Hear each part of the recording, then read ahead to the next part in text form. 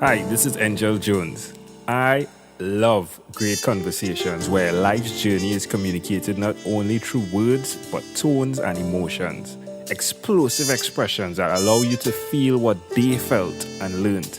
A fool learns only from his own mistake, while the wise learn from their own and from those others have made.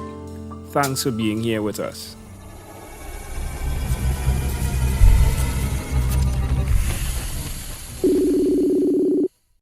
Good night, Caroline Southwell. How are you going on this wonderful, beautiful night? Or is it night where you are? Actually, it's mid-morning. It's 11 o'clock where I am here in Sydney. Wow. And it's gorgeous.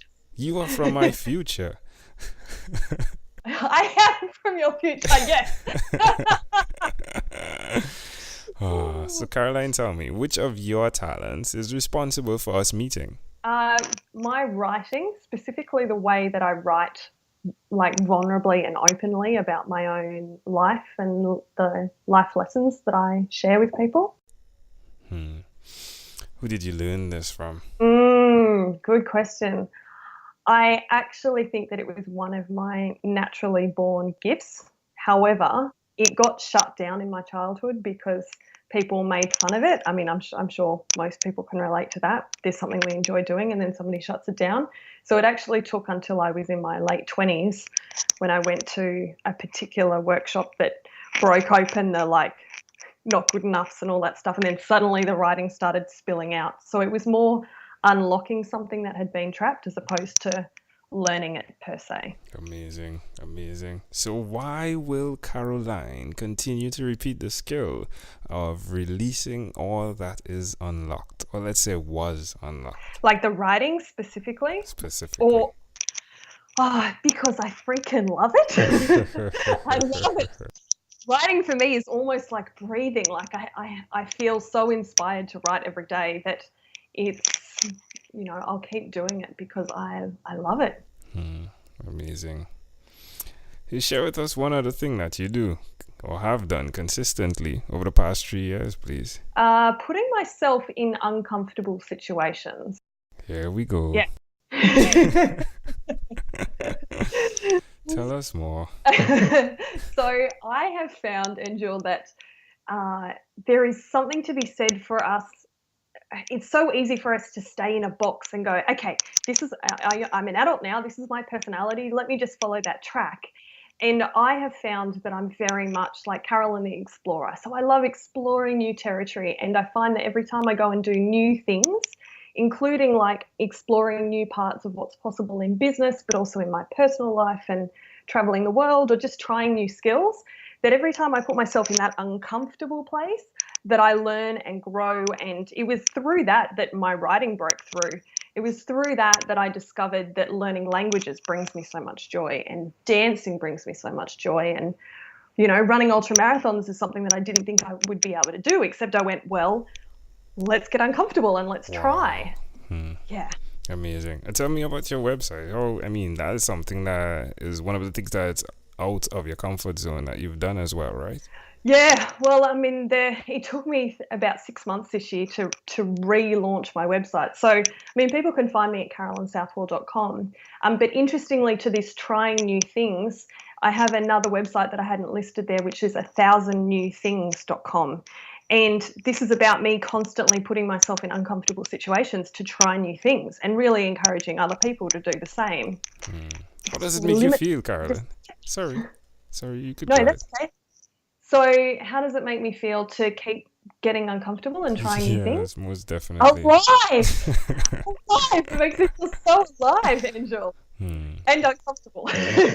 But I think, most people who will be listening to this podcast or other speakers who have been interviewed, and I'm sure yourself as well, Angel, the more you get uncomfortable, the better you get at being uncomfortable. Yes. So I'm supremely good at getting uncomfortable. Yes, it's true.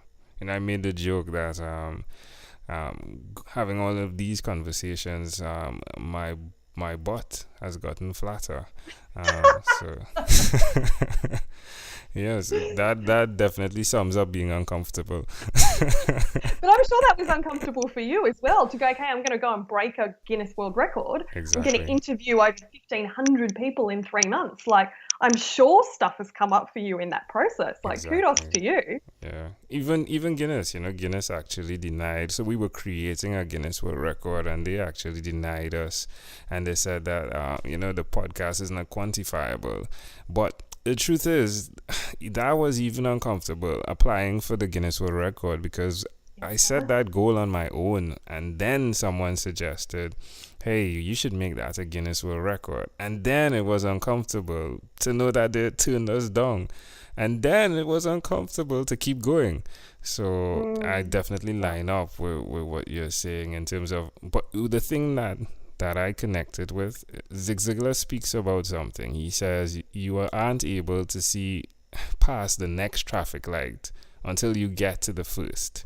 And I'm paraphrasing it, of course, but it simply means, hey, you need to get to the traffic light before you could see further down the road. And I think getting uncomfortable, as you've described, that is the process, and then the result.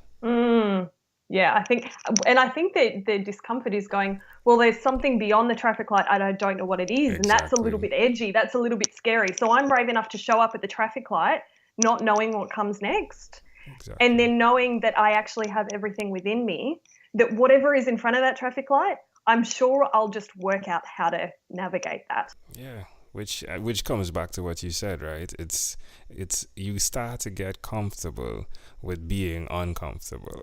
And I love how you said that.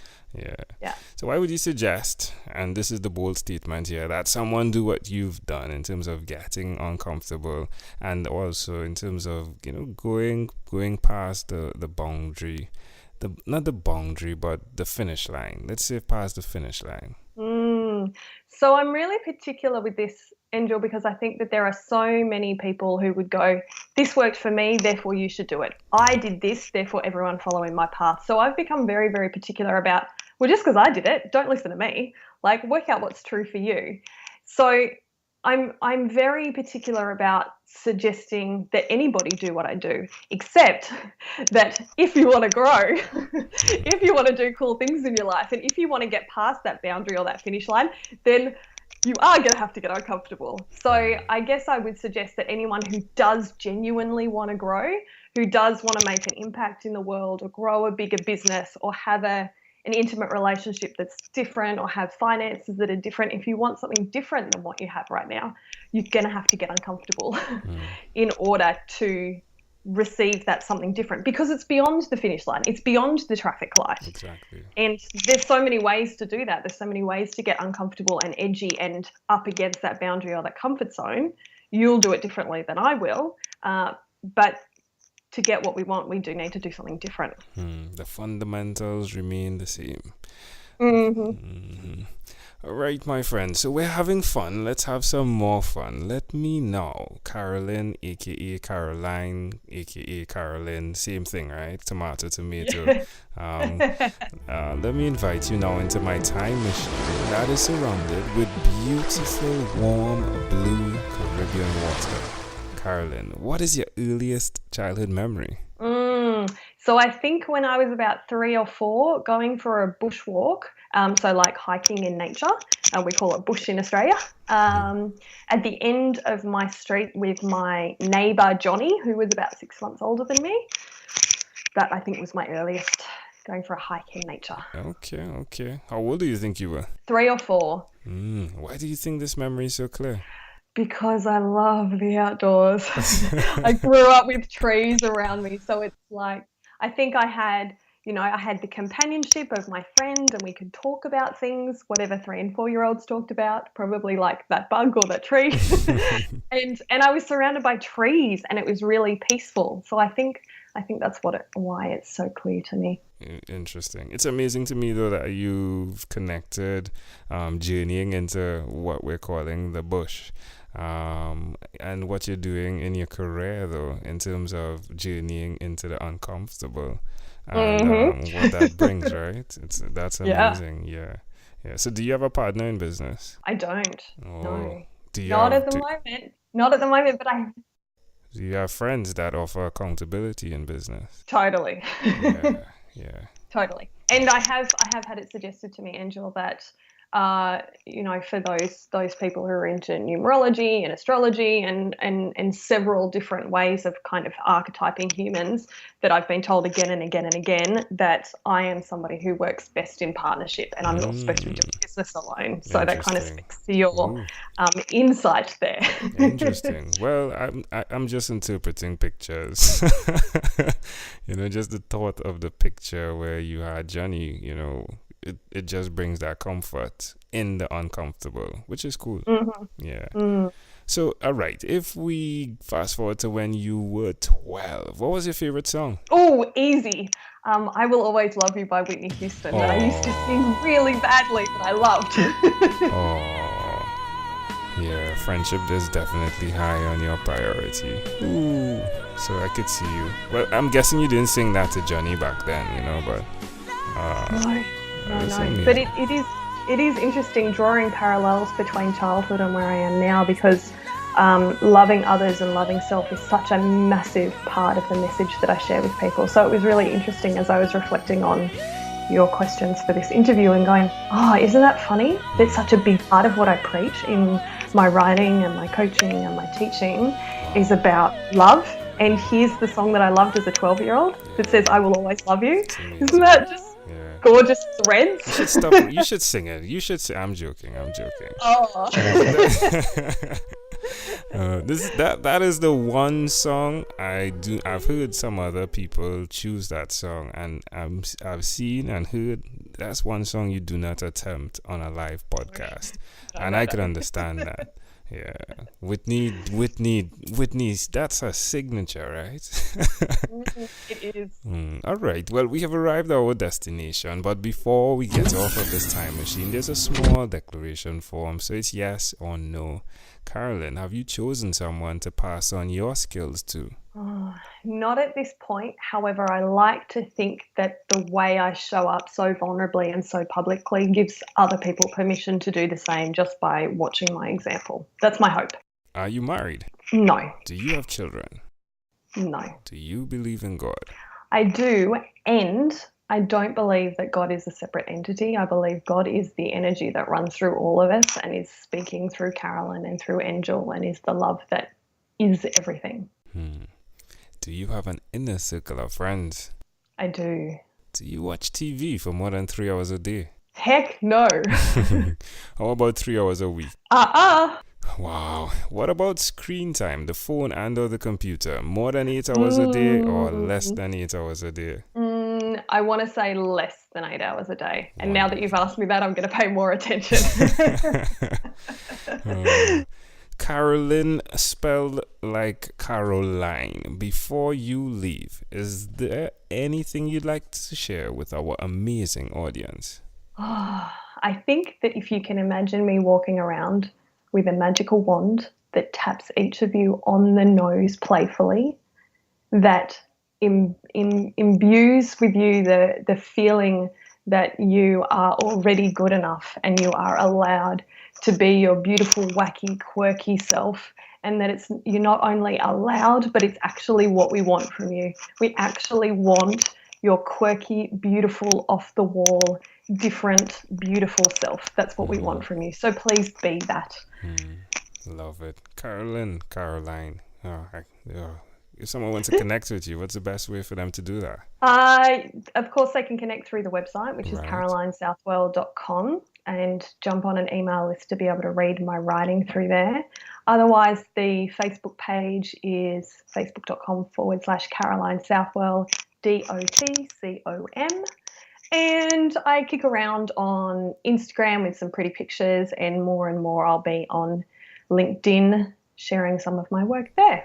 Wonderful. Carolyn Southwell. I love that. Southwell. Carolyn Southwell. Thank you for being on 12-Minute Convos with Angel Jones. Thanks for having me, darling. It was a pleasure. Amazing audience. Before you leave, there's one person I'd like to introduce you to, Amanda Jones.